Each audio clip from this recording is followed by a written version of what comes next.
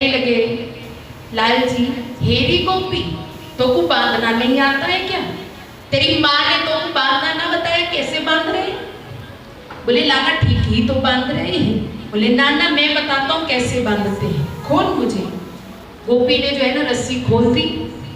अब कहते हैं ऐसे हाथ कर, और दोनों हाथ की गोपी ने अब रस्सी घुमाने लगे। देख गोपी ऐसे ही बांधते हैं। बोले ठीक है लाला, पता लग गया कि कैसे बांधते हैं। श्री ठाकुर जी ने ऐसी जोरदार जो है जल्दी जल्दी में रस्सी घुमाई और जोर से गांठ बांधी। गोपी कह रही खोल तो दे। बोले गोपी मोकू तो बांधना आवे, खोलना तो मोकू आवे ना। और अंगूठा दिखाया और वहां से भाग गए। अब की बार क्या किया, फिर से जाल बिछाया, ऐसे मटकियां टांग दी, नीचे बांध दी घंटियां। धर्म संस्कृति चैनल पर लाइव तस्वीरें देख रहे प्रभु ने देखा कि घंटियां तरावड़ी के श्री महावीर हनुमान मंदिर की आपको तस्वीरें दिखाई जा रही हैं। श्रीमद् भागवत कथा का जहाँ पर आज 5वां दिन प्रभु को भोग लगाना शुरू किया तो घंटी टन टन टन करके बजना प्रारंभ हो गई। अब प्रभु कह रहे हैं घंटी देवी तू बजी क्यों? बोले देखिए प्रभु आपका भोग लगे और मैं ना बजूं, ऐसा तो हो ही नहीं सकता। घंटी की आवाज सुनकर एकदम से दौड़ते हुए प्रभावती गोपी आई है और श्री ठाकुर जी को हाथ से पकड़ा। बोले अब ना बांधने में समय जाया नहीं करूंगी, अब तो ऐसे ही खींचते हुए लेकर जाऊंगी। खींचते हुए लेकर गई है, शोर मचाते हुए आधे रास्ते में पहुंची ना जी तो बड़े बुजुर्ग जी मिल गए। अब लाला से कहा लाला यही रुक, मैं घूंघट निकाल लूं। अब जैसे ही घूंघट निकाला और फिर से पकड़ कर जा रही है, नंद के द्वार पर जाकर शोर मचा रही है, हेरी यशोदा, हेरी यशोदा। मैया बाहर आई, क्या बात है गोपी, काहे को हल्ला मचा रही है? बोले देख तू कहती थी ना कि रंगे हाथ पकड़ के लाना, आज तेरे लाला को रंगे हाथ पकड़ के लाई हूं। अब मैया खिलखिला कर हंसे। बोले देख एक तो तेरे लाला को पकड़ कर लेकर आई तो खिलखिला कर हंस रही है। मैया कहती गोपी तनिक घूंघट उठा कर देख, मेरो लाल है कि तेरो देवर है। जैसे घूंघट उठाकर देखा, दैया रे दैया ये तो देवर है मेरो। अब मैया कहती मेरो लाल तो देख वो सामने बैठकर जो माखन खा रहा है। अब आंखों के इशारों से पूछा तू यहाँ कैसे पहुंच गया? बोले बाबा जी याद करो रास्ते में बुजुर्ग जी आ गए थे ना, घूंघट निकालने के लिए आपने हाथ छोड़ा, बस वहीं पे हमने अपनी लीला कर दी। अब मैया कहती तुम ना ऐसी मेरे लाला को ना बदनाम करती रहती हो। अब लाला कहते मैया मैंने इनके घर में कोई माखन नहीं चुराया, मुझे क्या पता इसका घर कहाँ पे है, किस गली पे है और किस नंबर पे इसका घर है। मैया कहती एक कोई गोपी बोले तब मैं मान लूं कि झूठ बोल रही है। इतनी सारी गोपियां जो रोज उलाहना लेकर आती है वो तो झूठ तो नहीं बोल सकती। अब लाला ने कहा कि अब तो पक्की मार पड़ जाएगी। लाला जो है हाथ जोड़कर मैया से कह रहे हैं मैया इनको पतियां रोकने मैं तस्कर। आप लाइव तस्वीरें से मैं देख पा रहे हैं तरावड़ी के श्री महावीर हनुमान डायरी वाला मंदिर से आपको तस्वीरें दिखाई जा रही हैं। श्रीमद् भागवत कथा के 5वें दिवस के आप ये देख पा रहे हैं, जहाँ पर परम पूज्या साध्वी राधा शास्त्री जी ऊना हिमाचल प्रदेश से श्रीमद् भागवत कथा का चोर चोर कह के मेरा नाम ही चोर रख देगी, संगीतमयी अमृत वर्षा कर रही हैं। अब मैया कहती एक बोधी तक तो मैं मान लेती, इतनी सारी बोल रही है तो कोई झूठ ना बोल रही। मैया ने लाला के कान को खींचा, अब की बार तो तू माफ कर दियो, अब दोबारा उल्हाना आया तो तुझे नहीं छोड़ूंगी। भाग से बोलिए हरे कृष्णा हरे राम। आज श्री ठाकुर जी रात्रि में शयन कर रहे थे तो मन में भाव आया कि ब्रज ब्रज की महिमा को कोई नहीं समझता। वृंदावन धाम जाते ना तो मन में ये रहता कोई साधारण मिट्टी है, ये कोई साधारण मिट्टी मिट्टी नहीं है, ये ब्रज रज जो है इसमें हर रोज हर एक सेकंड प्रिया प्रियतम जो है लीला करते हैं। कहते हैं कि हम लोग वृंदावन गए, रमण रे लौट्यो नहीं, यमुना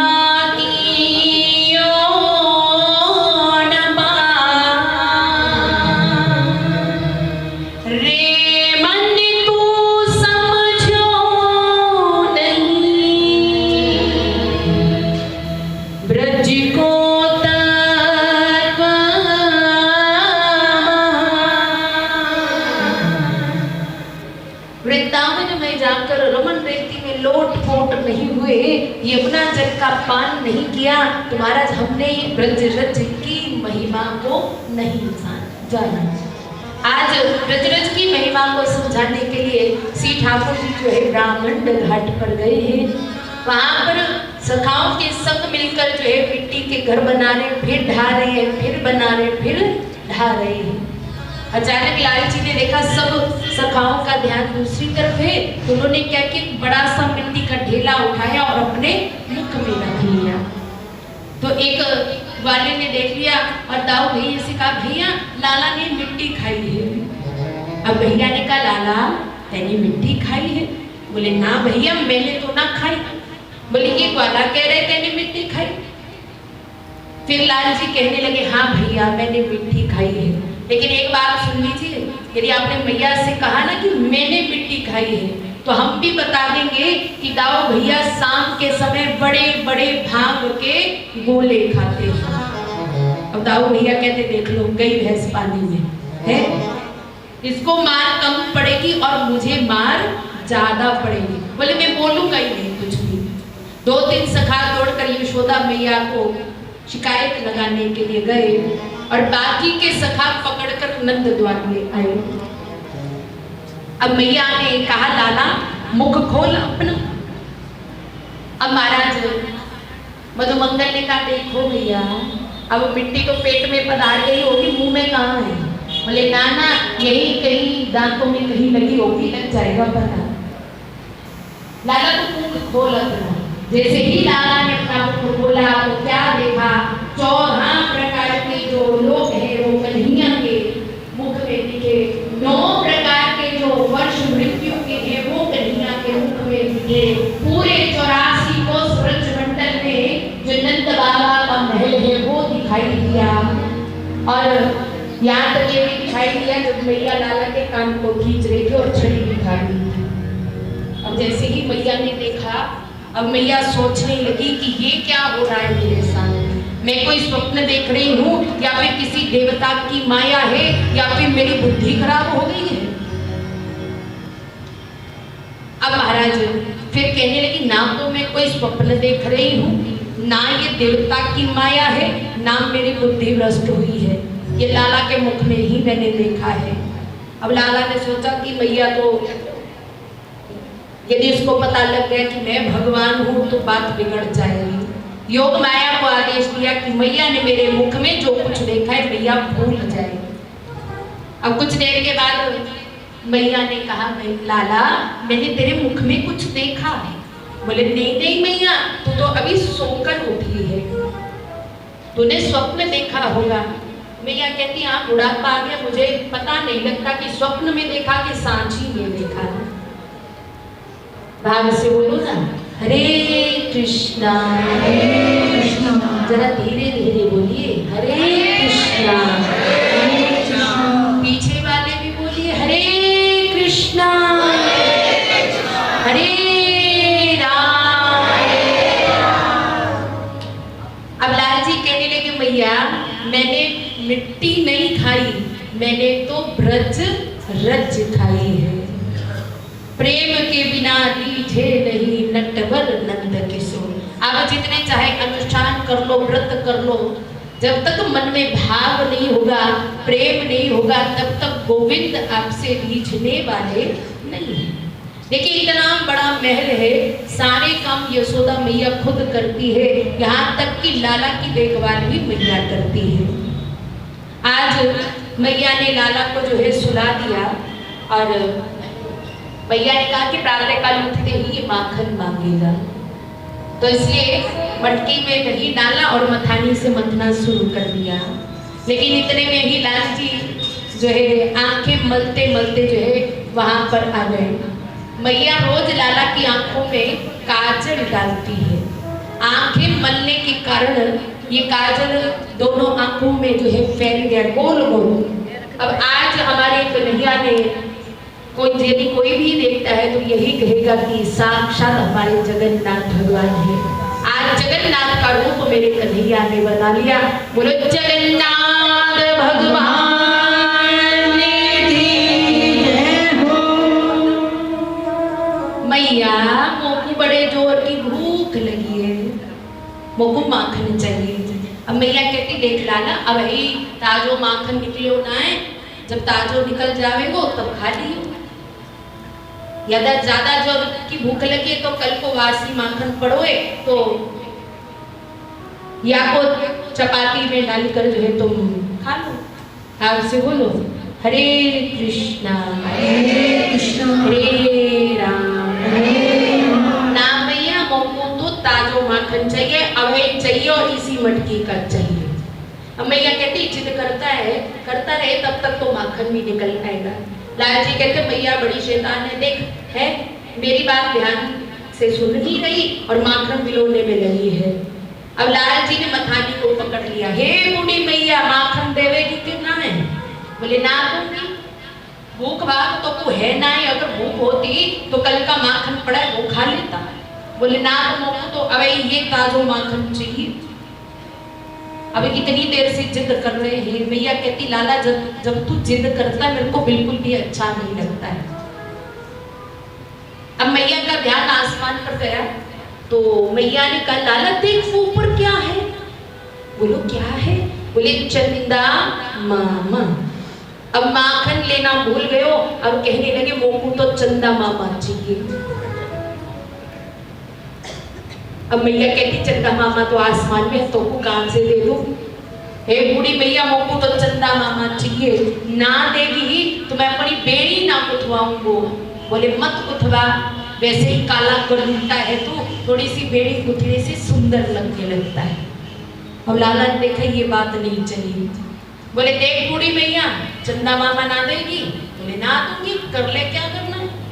बोले मैं सुरभि गाय का दूध ना पीऊंगा। बोले मत पी, मैं दाऊ भैया को पिला दूंगी, वैसे ही दुबला पतला सा है और हो जाएगा।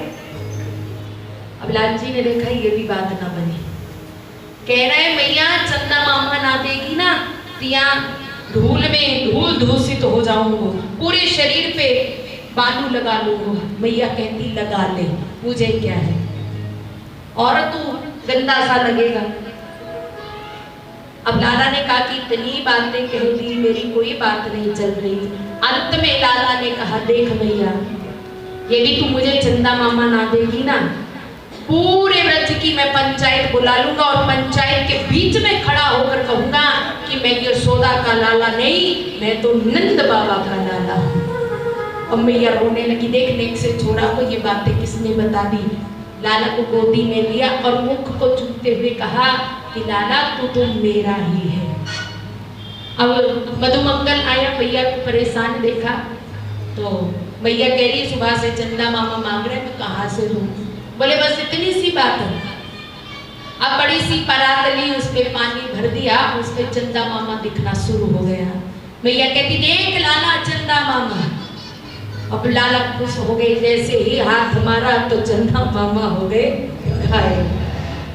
अब हे बुढ़ी मैया मोको तो चंदा मामा चाहिए, मोको तो चंदा मामा चाहिए। अब मैया ने देखा बहुत ज्यादा जिद करने लगा। अचानक कोई ब्रज की नई नवेली गोपी कुंज गलन से जाती हुई मैया को दिखाई दी तो मैया ने कहा लाला देख देख कौन जा रही है? बोलो मैया कौन जा रही है? बोले नई नवेली बहू जा रही है। अब चंदा मामा लेना भूल गए, अब कह रहे मोको तो बहू चाहिए। मैया हंसने लगी। मैया कहती मुंह धोना तो को आवे ना है, बहू चाहिए है। अच्छा आप लोगों को कैसी बहुएं चाहिए होती है बताओ जरा? बढ़िया वाली चाहिए होती है? चलो मैं बताती जाती हूँ, गुण हाँ जी करते रहना अगर ऐसी बहू चाहिए तो, ठीक है? अगर हाँ जी ना करी तो टेढ़ी मेढ़ी मिल जाओगी, फिर मत करिए। हाँ, सुंदर हो, जोर से बोलो हाँ जी, लंबी हो, पढ़ी लिखी हो, और घर का सारा काम भी करे, और साथ में नौकरी भी करे, और सास ससुर की सेवा भी करे, और तुम लोग क्या करोगे फिर? सब कुछ वही करेगी तो तुम क्या करोगे?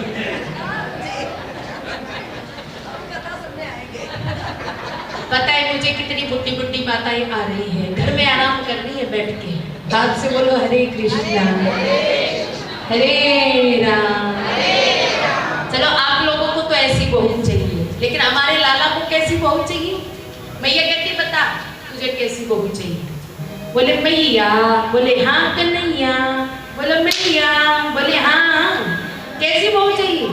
बोले बहू ऐसी बहू चाहिए, ऐसी बहू चाहिए, जब मैं गैया चराने जाऊं या को अपनी जेब में डालकर साथ में ले जाऊं। अब मैया खूब हंसने लगी, भीतर गई और कहा दाढ़ी के तो गुड़िया चाहिए। बड़ी सुंदर गुड़िया भीतर से लाकर लाला को दी। लाला ने सुबह से लेकर शाम तक बड़ा परेशान किया। आज गोदी में लेकर बैठी है तो अचानक एक गोपी दौड़ती हुई आई कि मैया रसोई घर में दूध उफन गयो है। तो लाला को जो है गोदी से नीचे बिठा दिया और रसोई घर की तरफ भाग गई। अब लाला को आ गया गुस्सा, देखो या को दूध प्यारो है पूत प्यारो ना है, कैसे पटक के चली गई। अब गुस्सा आ गया, पास में पड़ा था बड़ा सा पत्थर लिया और सीधा उस मटकी में जैसे ही मारा, मटकी गई भूल, सारा दही दही चारों तरफ फैल गया। अब लाला ने ना रोना शुरू कर दिया झूठ मूठ का, कि झूठ मूठ का रोगा हो सकता है माफ कर दे। अब सोचा कि ये मटकी कोई साधारण नहीं, ये हमारी मैया की दलिया सास की मटकी है, अब बिल्कुल ना छोड़ेगी। अब लाला जो है वहां से गए हैं, पूरे 85 चौकों में घूम घूम कर जितनी भी मटकियां थी सारी की सारी मटकियां तोड़ दी और सारे चौक दूध दही माखन से लथपथ हो गए। अब मैया आई, देखा कि मटकी फूटी है, पहले हंसने लगी। देखने से सोरा को कितना गुस्सा आता है, मेरी दलिया सास की मटकी तोड़ दी। अब फिर मन में आया अब की बार इसको माफ कर दिया तो ये और ज्यादा उत्पाती बन जाएगा, इससे अच्छा अब इसको दंड दे दे। अब मैया ने छड़ी उठाई, लाला को ढूंढने लगी। जिस जिस चौक में जा रही है वह चौक दूध दही माखन से लथपथ है। अब दूर खड़े हुए लाल जी नजर आए। मैया ने कहा हे लाला। बोले हाँ भैया। बोले इधर रख। बोले ना भैया तू मारेगी। बोले ना ना मैं बिल्कुल ना मारूंगी, तेरी तो मैं आरती उतारूंगी, तो आ तो सही। बोले भैया मोको पतो है तू मारेगी मोको।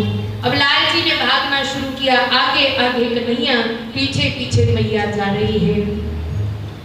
अब दौड़ते दौड़ते अचानक खड़े हो जाते, फिर मैया कहती लाला तू परेशान मत कर, मेरे पास आजा तो कुछ ना कहूंगी। बोले ना भैया मोको पतो है तू मुझे मारेगी। फिर भागना प्रारंभ कर देते हैं। बहुत देर हो गई, देखा मैया भागते भागते परेशान हो गई है और परेशान करना उचित नहीं है। अचानक जो है लाल जी मैया के पकड़ में आ गए तो मैया जो है उनको नंद भवन में लेकर गई और बांधना प्रारंभ किया है। अब जैसे ही रस्सी से बांधती है तो महाराज 2 अंगुल रस्सी जो है कम पड़ जाती है। ये अदिति और कश्यप जी रस्सी और उखल बनकर आए हैं। ये दोनों ही नहीं चाहते कि हमारे गोविंद को कोई अपने बंधन में बांधे। पूरे 84 कोस ब्रजमंडल की रस्सियां मैया ने लगा दी, लेकिन 2 अंगुल रस्सी फिर भी कम पड़ जाती है। लाला ने देखा कि मैया बांधते बांधते परेशान हो गई, अब ज्यादा परेशान नहीं करना चाहिए। तो माँ के बंधन में, प्रेम के बंधन में, भाव के बंधन में आज लाल जी बंध गए। वाहरी यशोदा तेरे भाग्य की कहीं ना जाए। तेरे भाग्य की हम क्या कहें, जिस परम ब्रह्म परमात्मा को बांधने के लिए किसी में सामर्थ्य नहीं, आज तूने उस परम ब्रह्म परमात्मा को ही बांध दिया। मैया बांधकर अपने घर के कामों में लग गई। आज श्री ठाकुर जी उखल को खिसकाते खिसकाते आंगन में ले आए। आंगन में दो वृक्ष है, यमुना अर्जुन के अशोक वृक्ष।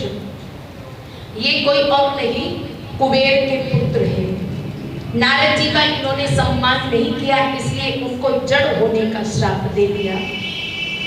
जब इन्होंने रो रो कर क्षमा प्रार्थना मांगी तो इन्होंने कहा कि तुम दोनों नंद के द्वार पर लगे होंगे और नंद के लाला के द्वारा ही तुम्हारा उद्धार होगा।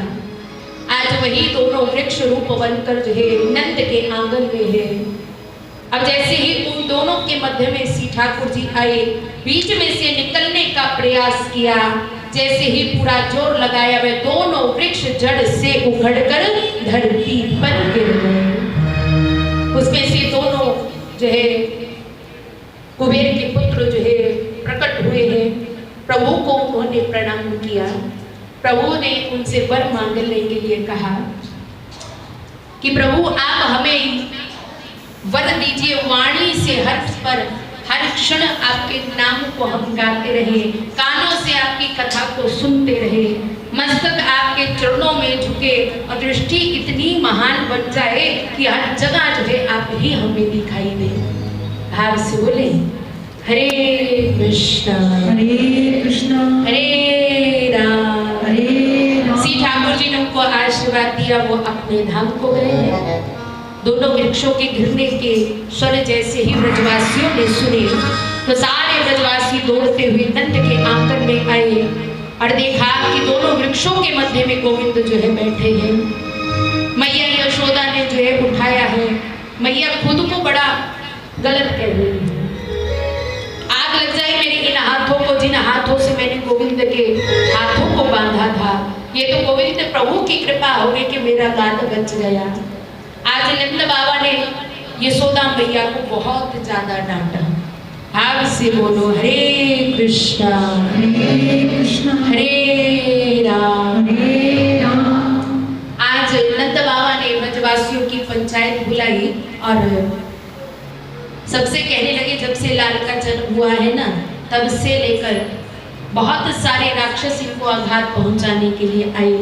अब आप कोई ऐसा स्थान बताएं जहां पर हमारा लाल सुरक्षित रहे। तो नंद बाबा के बड़े भाई घनानंद ने कहा नम वृंदावनम नाम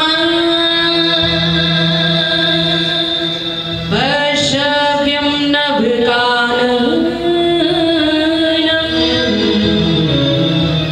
गोप गोपी गवां सेव्यम पुण्याद्रि तृणवीरू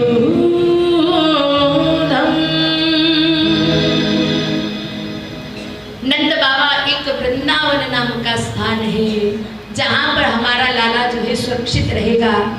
वालों के लिए उचित मात्रा में जो है वहां पर भोज्य सामग्री मिल जाएगी और गैया बछड़ों के लिए उचित हरी घास जो है प्राप्त हो जाएगी। पास में ही बड़ा सुंदर स्थान है गोवर्धन। वृंदावनम गोवर्धनम यमुना पुलिनानी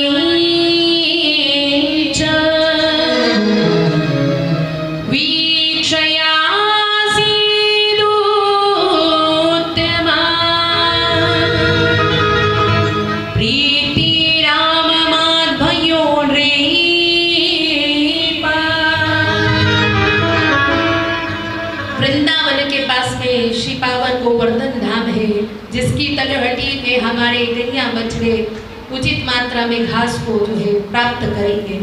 पास में यमुना महारानी जो है प्रवाहित होती है जहाँ पर जो है उचित मात्रा में हमें जल भी मिल जाएगा। लेकिन सारे ब्रजवासियों ने अपनी खुशी के बारे में ना सोचकर केवल और केवल अपने कन्हैया की सुरक्षा और उनकी प्रसन्नता के विषय में सोचा। अब महाराज ये वृंदावन है क्या? वृंदावन, वृंदा कहते हैं तुलसी को, वन कहते हैं जंगल को। जहाँ पर चारों तरफ तुलसी ही तुलसी के जंगल हो वो है श्री पावन वृंदावन धाम। बोलो वृंदावन धाम की जय।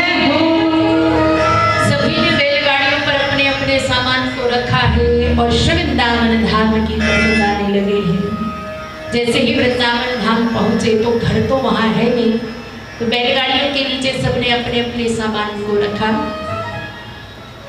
और आज लाल जी ने कहा, देखो भैया मैं भी भैया के संग में गैया चराने जाऊंगा। भैया कहती है तू अभी छोटा है तो तू ना ऐसा कर बछड़े चराना शुरू कर दे। लाला ने बछड़े चराना प्रारंभ किया। आज कंस ने एक राक्षस भेज दिया जिसका नाम है वत्सासुर, जो बछड़े का रूप बनाकर कन्हैया के बछड़ों में आकर मिल गया। गोविंद ने जैसे ही देखा तो दाऊ भैया से कहा, भैया ये हमारा बछड़ा नहीं, अवश्य कंस के द्वारा भेजा हुआ ये कोई राक्षस है।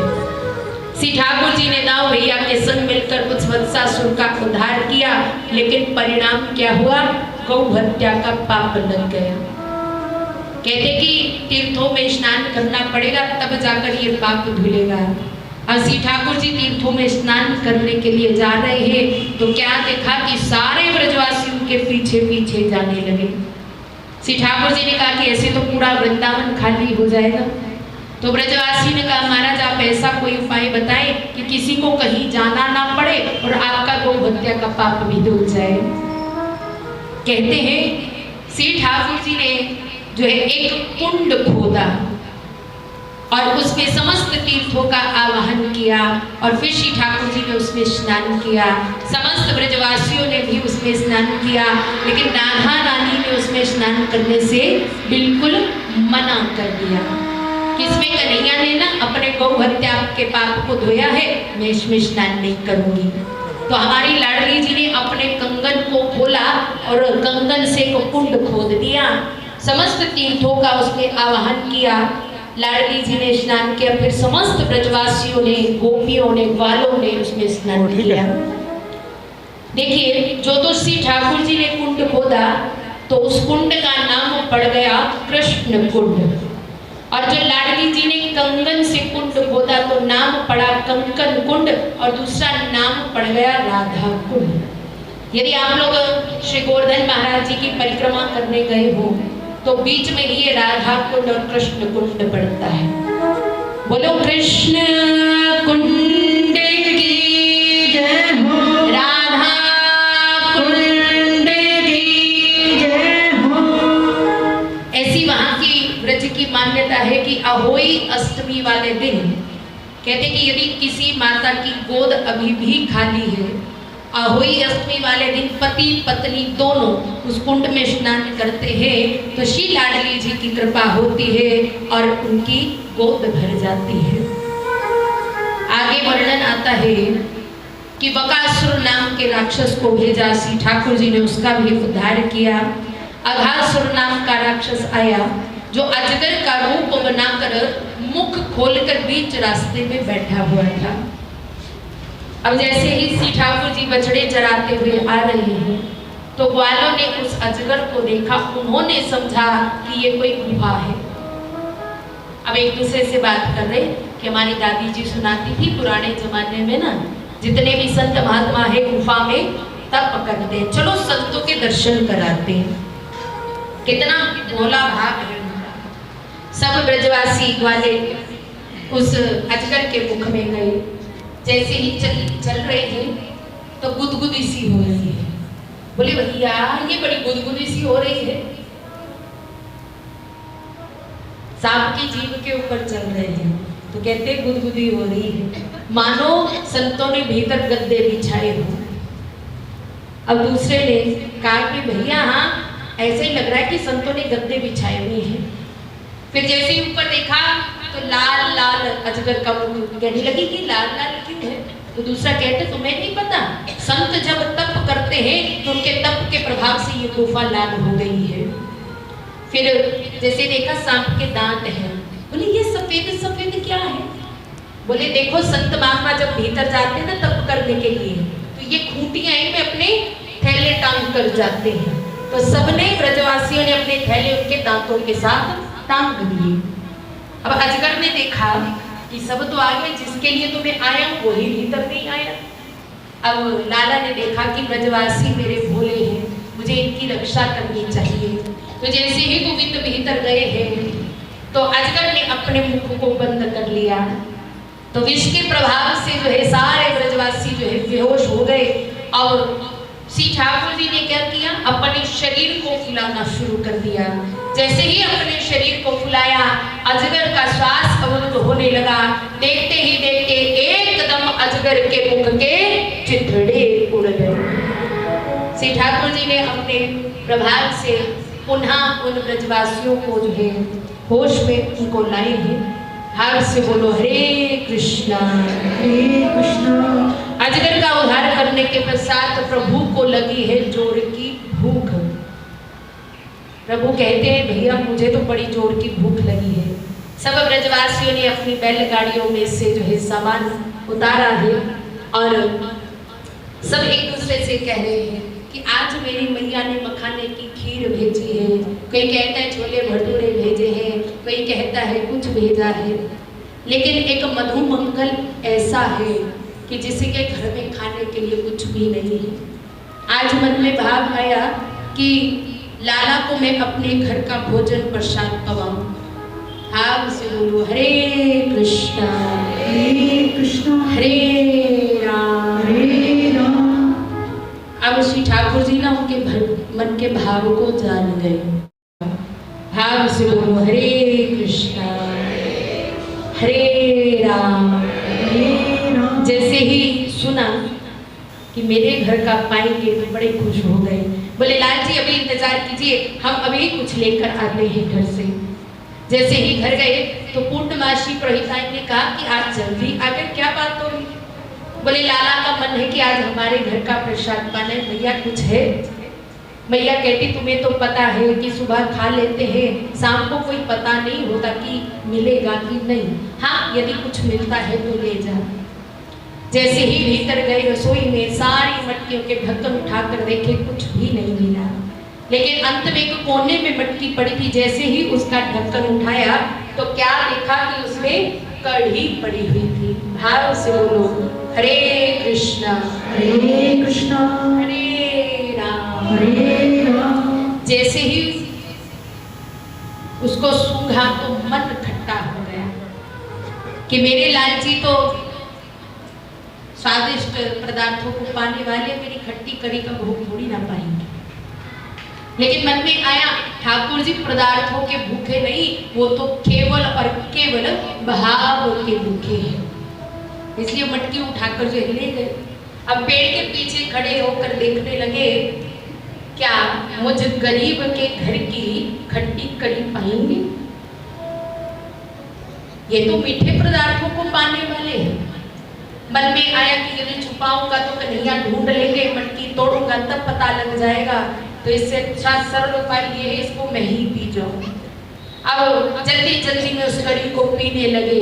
देखिए जो परमात्मा चींटी के पैरों में बंधे हुए घुंघरुओं की आवाज को सुन लेते हैं, तो क्या वो मधुमंगल की कड़ी पीने के स्वरों को नहीं सुनेंगे? वो कड़ी पीने के स्वर जो है कानों में पड़े। दौड़कर मेरे कन्हैया जो है मधुमंगल के पास आए। कहने लगे भैया तू मेरे लिए लेकर आए थे, तेने अकेले क्यों पी? बोले भैया वो कड़ी खट्टी थी। कल मैं हमसे मैया से तुम्हारे लिए मखाने की खीर बनवा कर लाऊंगा, तो चिंता मत कर। बोले नहीं भैया मुझे तो अब ही चाहिए, इसी समय चाहिए और तेरे घर का ही प्रसाद चाहिए। बोले भैया मेरे पास तो है नहीं कुछ, मैं कहाँ से दूं? बोले हो गई व्यवस्था मेरी, तू चिंता मत कर। अब जल्दी जल्दी कड़ी पीने के कारण कुछ कड़ी मधुमंगल के मुख पर लग गई थी। श्री ठाकुर जी ने क्या किया, अपनी जीभ को निकाला और मधुमंगल के मुख को चाटना शुरू कर दिया। अब मधुमंगल कह रहा भैया ये क्या कर रहे हो तुम? बोले मैं तो अपने भोजन की व्यवस्था कर रहा हूँ। भाव से बोलो हरे कृष्णा हरे कृष्णा। क्या आपको ऐसा भक्त वत्सल भगवान मिलेगा जो हम जैसे गंदे मंदे व्यक्तियों के ब्रजवासियों के मुख को चाटेगा? ऐसा कभी कोई भगवान आपको नहीं मिलेगा। फिर क्यों हम दुनिया के द्वारों पर जाते, क्यों नहीं अपना दिल श्री ठाकुर जी से लगाते हैं? हाथ से बोलो हरे कृष्णा हरे राम। इसलिए भक्त बड़ा सुंदर भाव गाता है। आइए सभी मिलकर इस भाव को गाएंगे। यदि आपके मन में भी यह भाव है तो आनंद से, प्रेम से, भाव से ताली बजाते हुए प्रभु के चरणों में भाव रखेंगे। यदि नहीं भी है ना, फिर भी ताली बजाते हुए गाना, ताकि आपके मन में एक ऐसा भाव आए, दिले लालिया दिले लालिया असहारा वाले शाम वाले दिले लालिया दिले लालिया दिले लालिया असहारा वाले शाम वाले दिले लालिया ओ दिले लालिया दिले लालिया असहारा वाले शाम वाले दिले लालिया दिले लालिया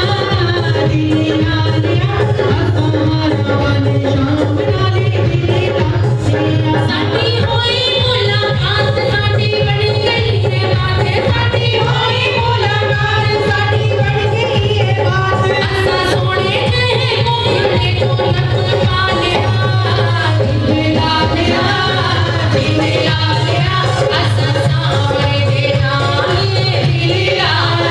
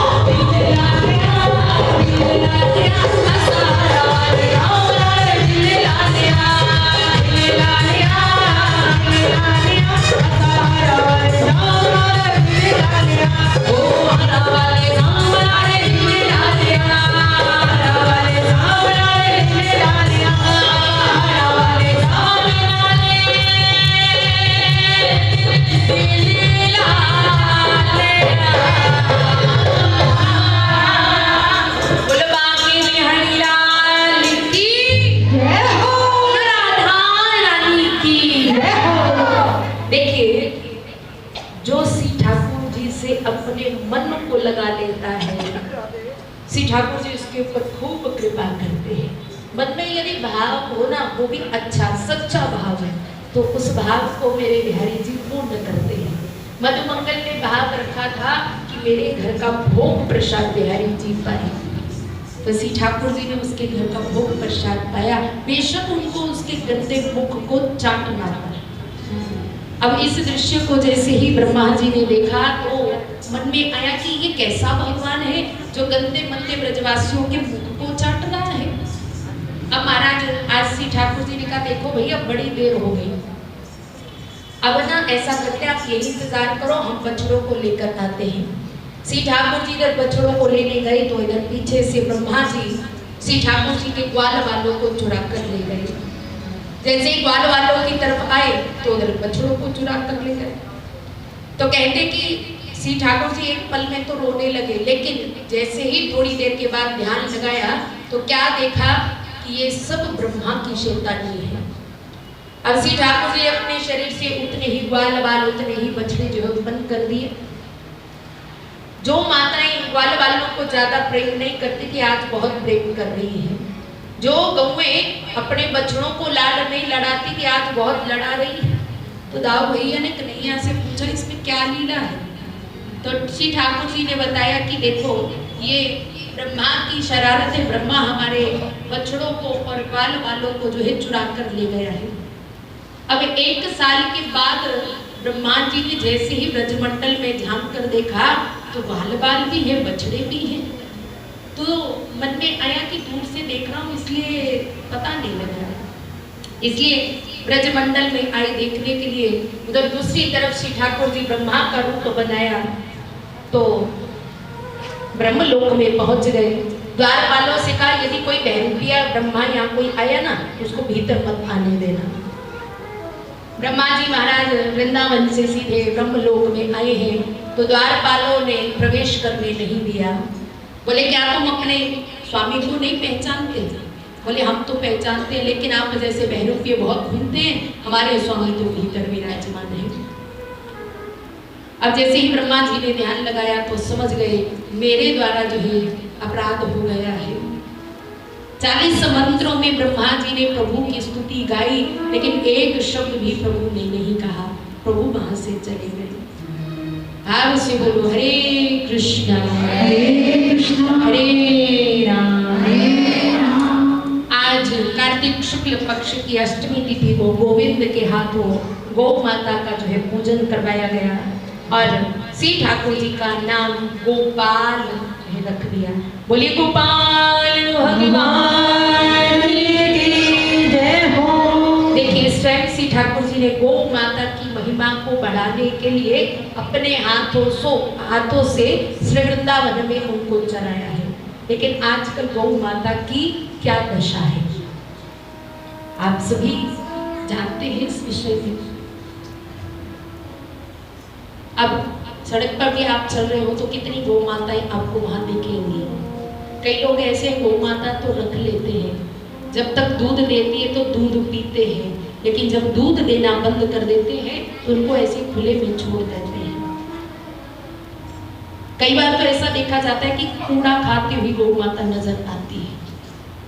मैं तो कहती हूँ कि या तो गौ माता को रखो मत, अगर रखा है तो जीवन भर उनका पालन पोषण करो, उनकी सेवा करो, चाहे वो दूध दे चाहे ना दे। यदि हम लोग आगे नहीं आएंगे तो वह दिन दूर नहीं है कि इस धरती पर पापाचार और बढ़ जाएगा। यदि गौ माता दुखी है, कहते गौ माता में 33 करोड़ देवताओं का वास है। गौ माता जो है नाराज होगी तो वो 33 करोड़ देवता भी आपसे नाराज ही होंगे।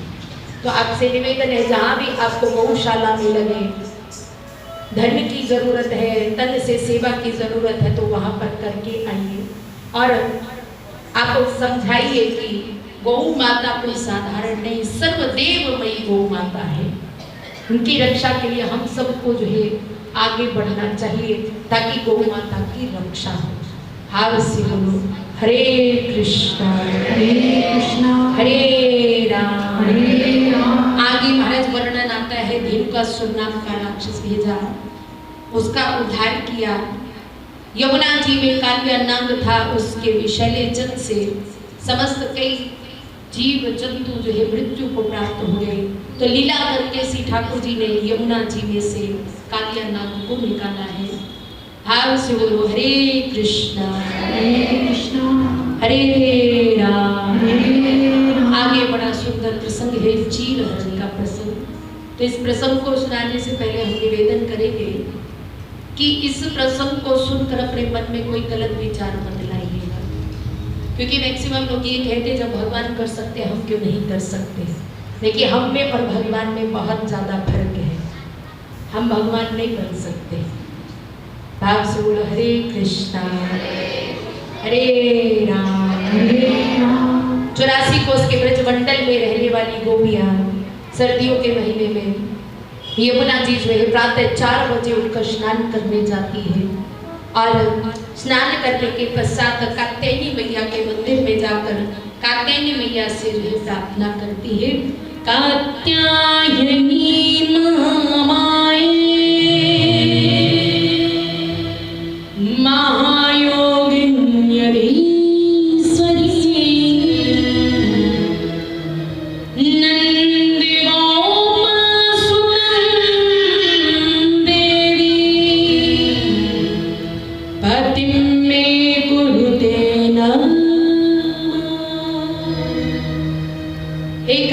मैया हर एक जन्म में हमें नंद का लाला ही पति रूप में प्राप्त हो। अब श्री ठाकुर जी ने गोपियों से कहा मुझे पता है तुम यमुना जी में स्नान करती हो, लेकिन निर्वस्त्र होकर तुम स्नान करती हो। निर्वस्त्र स्नान करना उचित नहीं है, क्योंकि निर्वस्त्र स्नान करने से 2 अपराध होते हैं, लौकिक अपराध और धार्मिक अपराध। लौकिक अपराध मतलब आपने किनारे पर वस्त्र रखे, आप स्नान कर रही हैं, कोई संसार का मन चला व्यक्ति आ जाए, आपके वस्त्रों को चुरा कर ले जाए तो आप क्या करेंगे। दूसरा धार्मिक अपराध, जल के देवता है वरुण देव। निर्वस्त्र होकर यदि स्नान करेंगे तो वरुण देवता का जो है अपराध होगा। भाव से बोलो हरे कृष्णा हरे राम। अब गोपियों को खूब समझाया, नहीं मानी। एक दिन ऐसे स्नान कर रही थी तो महाराज जैसे ही बहुत देर हो गई स्नान करते करते, तो उन्होंने देखा कि बहुत देर हो गई है, अब कात्यायनी मैया की पूजन भी तो करनी है। जैसे ही बाहर निकल के जाने लगी तो देखा किनारे पर वस्त्र नहीं है। अब दोबारा पुनः जो है जल में चली गई। अब मन में आया कि कन्हैया ने हमें बहुत समझाया, हम नहीं माने।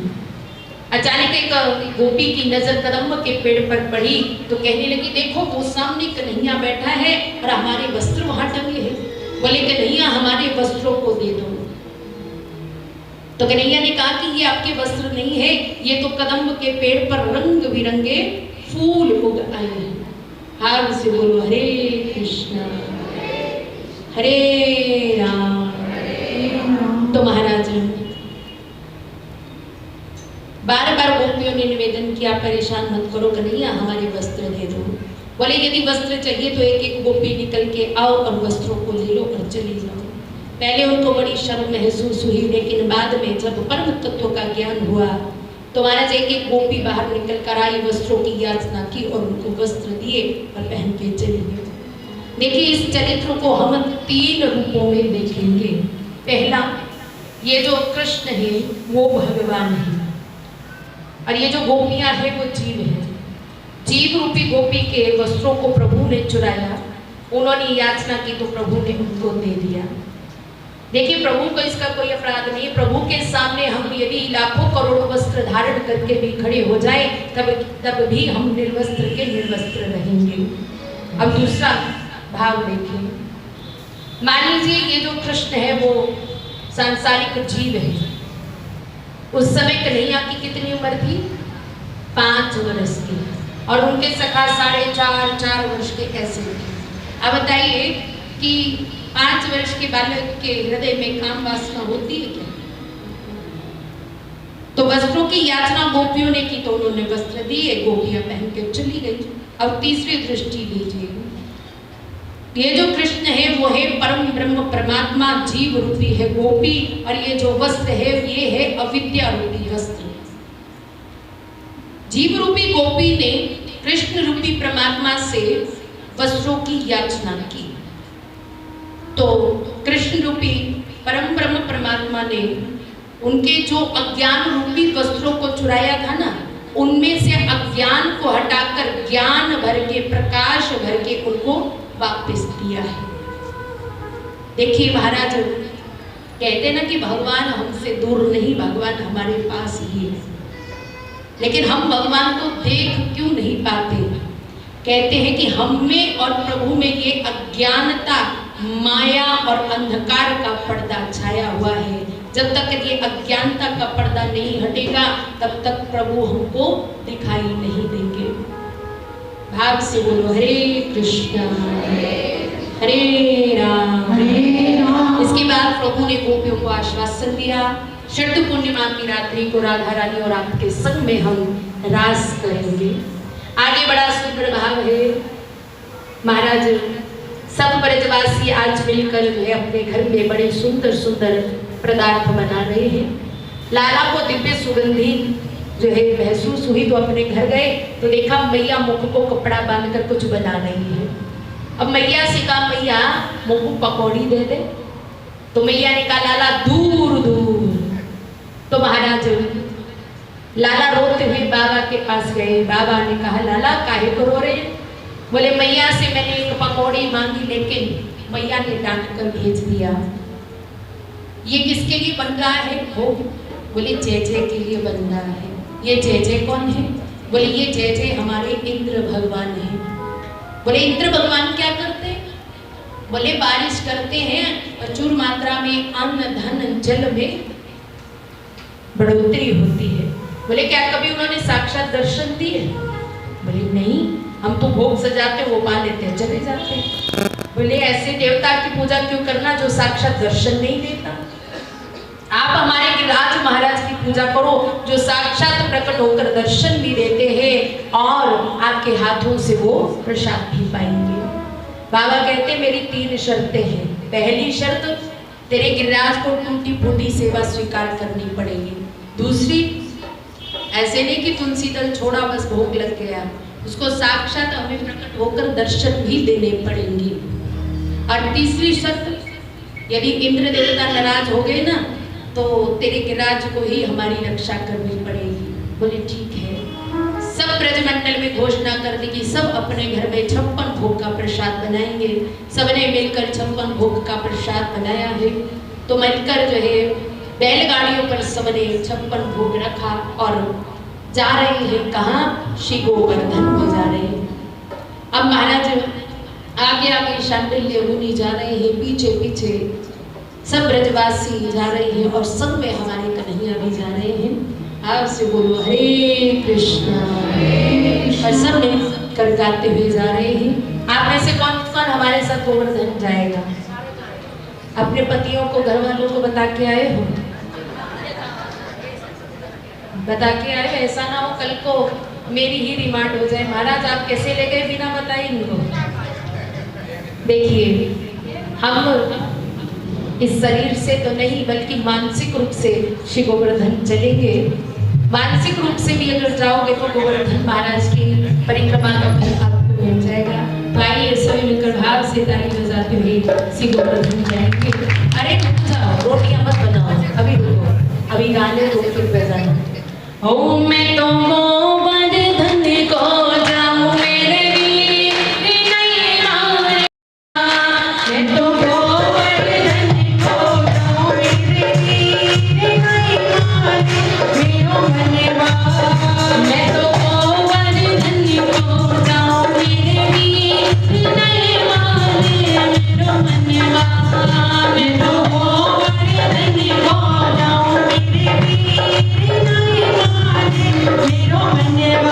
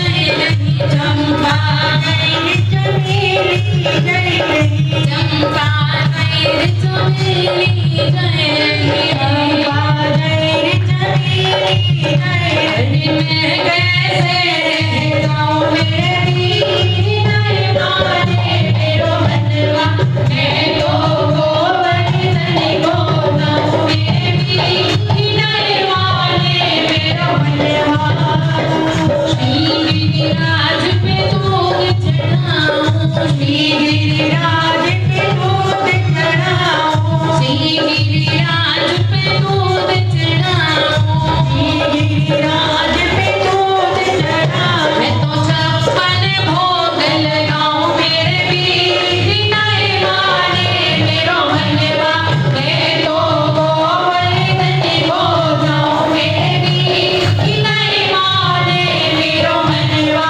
मैं तो गोवर्धन को जाऊं मेरे वीर नए माने मेरो मनवा मेरो मनवा हरि नए माने मेरो मनवा हरि नए माने मेरो मनवा हरि नए माने मेरो मनवा। सब श्री ठाकुर जी का नाम लेते हुए गिरिराज पहुंचे हैं और जैसे ही गिरिराज महाराज पहुंचे तो सबने मिलकर जो है 7 कोस की परिक्रमा की। 7 कोस कितने होते हैं? 21 किलोमीटर सबने मिलकर जो परिक्रमा की। उसके पश्चात यमुना जी से मटके भर भर के श्री गिरिराज महाराज को स्नान करवाना शुरू किया। अब सुबह से शाम रह गई, तिल भर भी गीले नहीं हुए। श्री ठाकुर जी से कहा भैया देखो सुबह से लगे शाम हो गई लेकिन ये तो तिल भर भी गीला ना हुआ, यदि आपकी कृपा हो जाए तो गंगा मैया यहीं पे आ जाएगी। श्री ठाकुर जी ने जो है अपने मन से जो है गंगा मैया को प्रकट किया, जिसका नाम पड़ा मानसी गंगा। बोलो मानसी गंगा मैया की जय हो। मानसी गंगा से मटके भर भर के गिरिराज महाराज को स्नान करवाया। तत्पश्चात सबने जो है 56 भोग जो है सजाया, तुलसी दल रखा और कन्हैया से कहा कन्हैया गिरिराज को कह साक्षात प्रकट हो। कन्हैया ने कहा ऐसा कीजिए सब आंखें बंद कीजिए। जैसे ही आंखें बंद करके खोली तो क्या देखा? साक्षात गिरिराज महाराज प्रकट हो गए। बोलो गिरिराज महाराज की जय हो। आप ही पूजे और आप ही पूजा में। एक रूप में ब्रजवासियों के संग खड़े हुए हैं और दूसरा रूप गिरिराज महाराज का बनाया हुआ है। अब महाराज भोग प्रसाद पाना शुरू किया। गिरिराज महाराज ने दोनों हाथों से जल्दी जल्दी पा रहे हैं। मधुमंगल कहता भैया तेरे गिरिराज महाराज को कहीं जाना है, जो जल्दी जल्दी खा रहे आराम से खा ले, हम कहीं नहीं जा रहे। अब थोड़ी देर फिर चुप रहा, फिर थोड़ी देर के बाद फिर मधुमंगल कह रहे भैया या की ठोड़ी ना तेरी ठोड़ी जैसी लग रही है। कन्हैया कहते देखो भैया तुम केवल दर्शन करो, ठोड़ी मत देखो। अगर ये दर्शन निकल गए, आनंद निकल गया तो दोबारा मिलने वाला नहीं है। अब कहने लगा भैया जल्दी जल्दी खाए, मुझे लग रहा है कि हमारे लिए प्रसाद भी ना छोड़ेगा। श्री ठाकुर जी ने कहा देखो तुम आराम से जो है दर्शन करते रहो, प्रसाद आपको मिल जाएगा। बोलो गिरिराज महाराज की जय हो। तो आज की कथा को यहीं पे विश्राम देंगे। इससे पहले आप सभी को सूचना है कि आज पंचम दिवस का विश्राम होने जा रहा है। कल षष्ठम दिवस है, छठा दिन है। तो कल क्या होगा जी? यहाँ है जी श्री ठाकुर जी का और रुक्मिणी मैया का यहाँ पर विवाह होगा। तो कल सभी ऐसे सज के आएंगे मानो हम लोग विवाह में जा रहे हैं। ठीक है? अब ये सोने के आभूषण मत डाल के आ जाना, ऐसा ना हो कि भाई कोई ले जाए और मेरी जान पे पड़ जाए। महाराज आपने बोला था आप ही दो बनवा के, मेरे पास खुद ना आए तो मैं कहाँ से दूंगी भैया। आजकल तो बड़े सुंदर सुंदर आर्टिफिशियल जो है आभूषण चले हुए हैं। तो ये भगवान का विवाह है। अब ये खुद देख लेना कि लड़के वालों की तरफ से कौन आवेगा और लड़की वालों की तरफ से कौन आवेगा, ये आप अपनी मर्जी से देख लेना। और बल्कि ऐसे आने चाहिए मानो साक्षात प्रभु के विवाह में हम जा रहे हैं। और नाचने की प्रैक्टिस जरूर करके आना करें, कोई खड़ा नजर नहीं आना चाहिए, क्योंकि संसारिक विवाहों में तो हर कोई नाचता है। यदि हम लोग भगवान के विवाह में नाचेंगे तो ये संसारिक चक्रों में हम लोगों को नाचना नहीं पड़ेगा। और कल यदि रुक्मिणी मैया और ठाकुर जी के लिए आप कुछ लाना चाहो तो ला भी सकते हैं। और झांकी के दर्शन भी आपको जो यहाँ पर करवाए जाएंगे। आपसे बोलो हरे कृष्णा हरे कृष्णा। ये तो पंडित जी लेट हो जाते हैं, थोड़ा सा बेचारे करवाइए, पूजन करवाइए। गोवर्धन महाराज जी की पूजा करेंगे, इसके प्रसाद से आरती करेंगे और प्रसाद लेकर जाएंगे।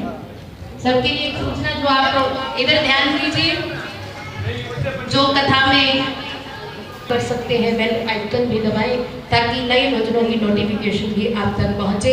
तो आइए पंडित जी अब गोवर्धन महाराज जी की पूजा कर रहे हैं, सभी इस पूजा में सम्मिलित होंगे।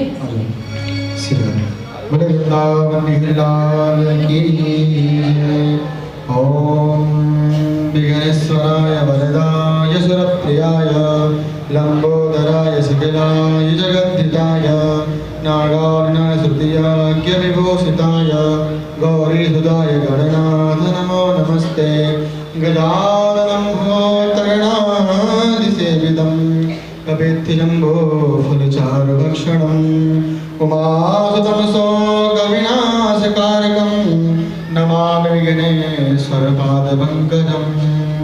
सच्चिदानन्दरूपाय विश्वोत्पत्त्यादिहेतवे तापत्रयविनाशाय श्रीकृष्णाय नमः।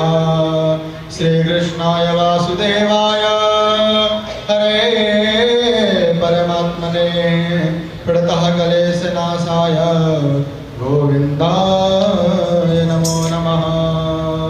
कस्तूरीतिलकं ललाटपटले वक्षस्थले कौस्तुभं नासाग्रे वरमौक्तिकं करतले वेणुं करे कङ्कणं सर्वाङ्गे हरिचन्दनं सुललितं कण्ठे च मुक्तावली गोपास्त्री परिवेष्टितो विजयते गोपालचूडामणिं ध्यायामि पुष्प आसनं समर्पयामि।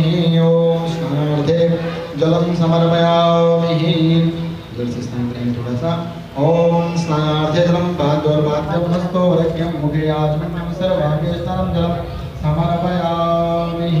ओम सहस्ररसी रेखा पूर्वखाः सहस्राक्षाः सहस्रपादाः सभूमिगुं सर्वातस्पृत्वाधिष्ठादसाङ्गोलं पूर्वखा एवेदगुं सर्वं यद्भूतं यच्चाभाव्यं होतामृतवासे सानो जगन्नेन विरोहिता।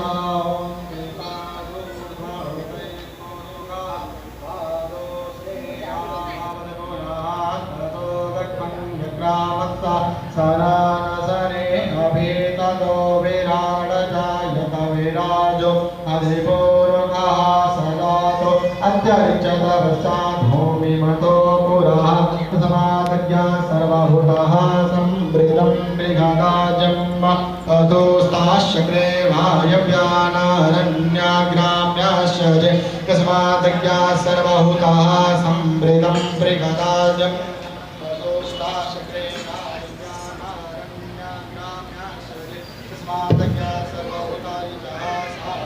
जरे छंदा घुषि जरे लक्ष्मीकांतं कमलनयनं योगविद्यानिगम्यं वन्दे विष्णुं भवभयहरं सर्वलोकैकनाथं ससङ्गचक्रं सकरेतकुण्डलं सफेदवस्त्रं शिरसे रोहिषणं सहारवक्षस्थलकौस्तुभाश्रियं नमामि विष्णुं